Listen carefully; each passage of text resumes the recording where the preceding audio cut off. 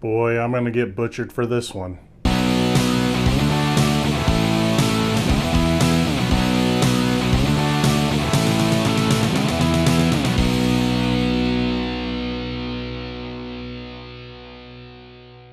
Hey everybody, what's going on? Today we're going to be talking about Nicole Kidman and Colin Farrell's new movie, The Beguiled. This movie is about a wounded soldier that's found by a young girl that lives in an all-girls school. Though reluctant, they take him in while he heals. Without spoiling much, let's just say that having a man in the house where no man usually lives causes some problems. First things first, Sofia Coppola, look, I know she's royalty and everything. Lost in Translation's a decent movie, so is The Bling Ring, but other than that, I haven't been really too impressed with her stuff.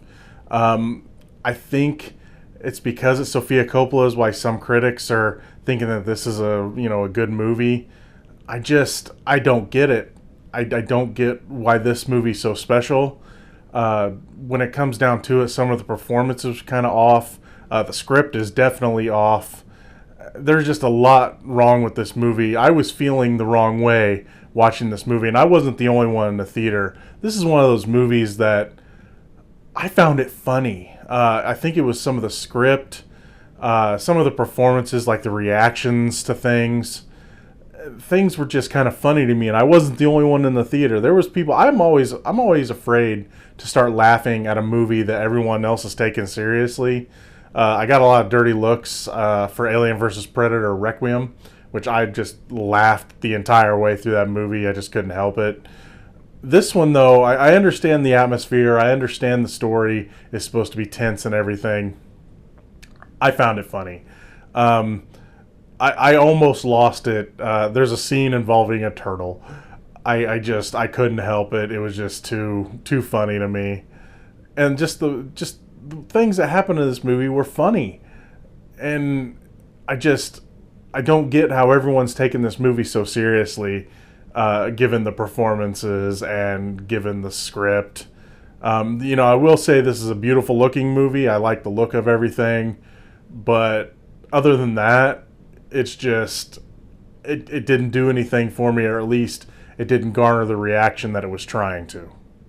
I think the absolute worst thing about this movie, besides it being kind of funny in their performances, was the predictability. This movie, even if you haven't seen the Clint Eastwood version or read whatever books or whatever are out there, you will know what is coming a mile away, at least for the most part. It's just, they telegraph everything. They point out things so much that you're like, well, gee, I wonder if that's going to come into play later. And of course it does. And it just, everything just plays out like a 10-piece puzzle. You're just like, well, gee, this goes here, gee, I wonder if this is going to happen. Yep, that happened. I wonder if this will happen. Yep. It's just too predictable.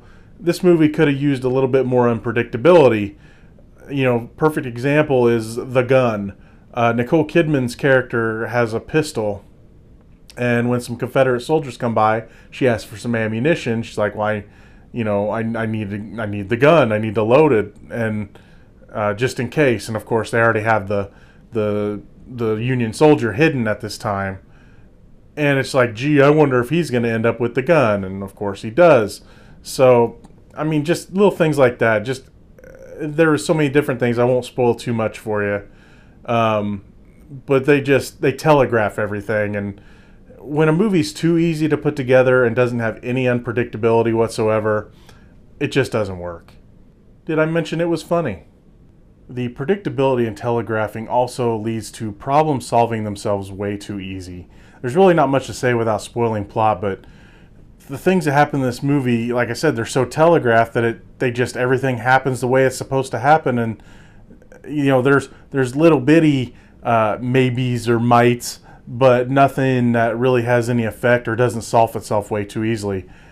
It makes the plot kind of boring to me when things just go by the numbers. Again, I understand why some people might like this movie, especially if they do find it tense or whatever. I get it. But I think a lot of people are going to see the humor in this, and they're not going to be able to help but laugh, or they're not going to know how they feel, wondering why they find this funny, even though it's not supposed to be funny. I've never seen the Clint Eastwood version, so I don't know how serious it is. I know there's some changes from between this and that one from what I've read. Like I said, I understand why people like it if they do, but for me, it was too predictable, telegraphed itself too much, and was too darn funny to work. As always, thank you so much for watching. What did you think of The Beguiled? Feel free to comment on it down in the section below. But remember, it's only just one guy's opinion. I'm Gino Reynolds from The Real Gino. Till next time.